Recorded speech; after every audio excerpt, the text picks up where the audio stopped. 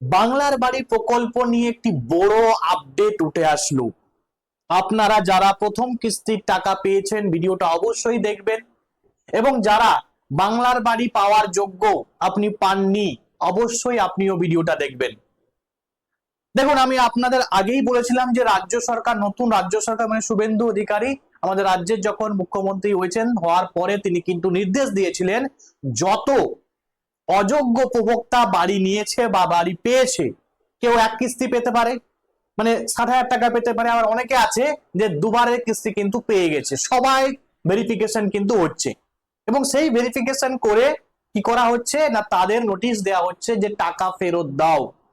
না ফেরত দিলে তার বিরুদ্ধে সরকারি যে প্রসেস, মানে সরকারি যে আইন অনুযায়ী কিন্তু কাজ করা হচ্ছে বা প্রসেস এগোনো হচ্ছে, এবং তার শাস্তির ব্যবস্থাও কিন্তু রাজ্য সরকার করবে। এবারে ভেরিফিকেশনের শেষে কতজন ধরা পড়লো এরকম অযোগ্য, এবং সবচেয়ে বেশি কোথা থেকে ধরা পড়েছে, সবকিছু কিন্তু আজকের ভিডিওতে পাবে তোমরা। এবং সেই সঙ্গে সঙ্গে সেকেন্ড কিস্তির টাকা, মানে অনেক মানুষ আছে যারা এই ঝড় বৃষ্টি এখন কিন্তু তারা কিছুটা তুলে নিয়েছে বাড়ি, তারপরে তারা চাইছে যে সেকেন্ড কিস্তির টাকাটা ঢুকলে তারা কিন্তু বাড়িটা কমপ্লিট করতে পারবে। তো সেই সেকেন্ড কিস্তির টাকা কবে ঢুকবে সেটা নিয়ে কি আপডেট আছে আমি সবকিছু কিন্তু আজকের ভিডিওতে আলোচনা করব। চলো আসুন।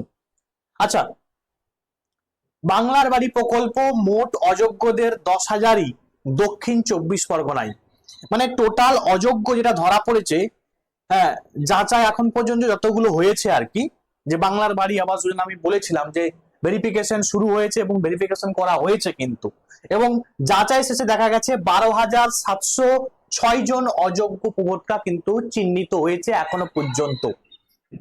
এর মধ্যে 10,466 জন দক্ষিণ 24 পরগনা জেলার, যা মোট অযোগ্যদের সবচেয়ে বড় অংশ। মানে আমরা ধরে নিতে পারি যে সব থেকে বেশি অযোগ্যদের দেওয়া হয়েছে কোথায়, না দক্ষিণ 24 পরগনা জেলায়। কত বললাম না, প্রায় 10,466 জন, মানে অনেক, প্রচুর মানুষকে কিন্তু এরকম অযোগ্যদেরকে দেওয়া হয়েছে।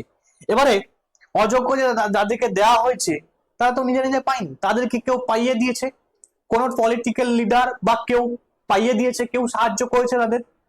তো তাদের বিরুদ্ধে অভিযোগ অনুযায়ী পাকা বাড়ি থাকা সত্ত্বেও অনেক ব্যক্তি প্রকল্পের টাকা পেয়েছেন। এই তথ্য সামনে আসার পর নবান্ন প্রশাসনের নজরে বিষয়টি এসেছে এবং তদন্ত শুরু হয়েছে। শুধু অযোগ্য উপভোক্তাই নয়, যারা অনিয়ম করে সুবিধা পাইয়ে দিতে সাহায্য করেছেন তাদের ভূমিকাও খতিয়ে দেখা হচ্ছে বলে প্রশাসনিক সূত্রের দাবি। যেটা বললাম আমি, যে পাইয়ে দিতে সাহায্য করেছে তার বিরুদ্ধেও কিন্তু লিগ্যাল স্টেপ কিন্তু নেওয়া হচ্ছে। অযোগ্য অযোগ্যদের কাছ থেকে সরাসরি, মানে সরকারি টাকা ফেরত নেওয়ার প্রক্রিয়া কিন্তু শুরু হয়েছে। মানে যারা অযোগ্য তাদেরকে কিন্তু সরকারি টাকাটা কিন্তু ফেরত দিতে হবে। 21শে জুলাই পর্যন্ত 11টি জেলায় কোনো টাকা উদ্ধার সম্ভব হয়নি, এখনো পর্যন্ত হয়নি। তবে মোট 37 জনের কাছ থেকে টাকা ফেরত নেওয়া হয়েছে, যার মধ্যে 10 জনই হচ্ছে দক্ষিণ 24 পরগনা জেলায়।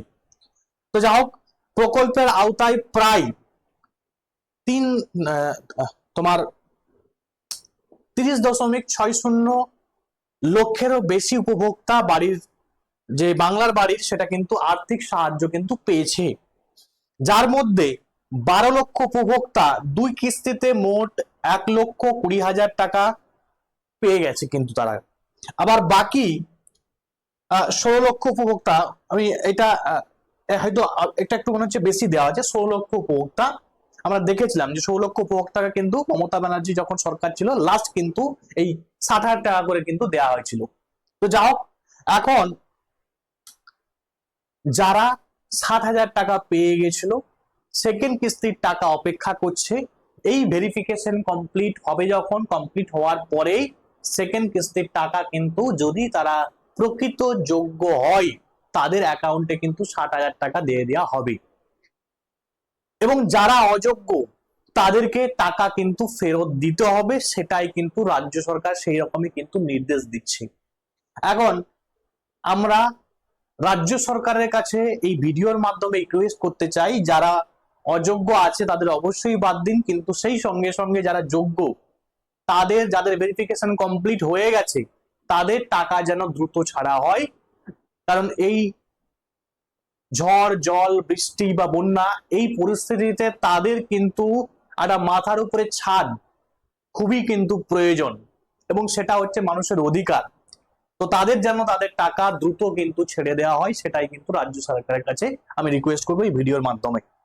তো যেটা বললাম যে অধিকাংশ অযোগ্য উপভোক্তার 2 কিস্তির সম্পূর্ণ অর্থ প্রাপকদের মধ্যে রয়েছেন, মানে যারা অযোগ্য তারা কিন্তু 2 কিস্তির টাকা অলরেডি পেয়ে গেছে।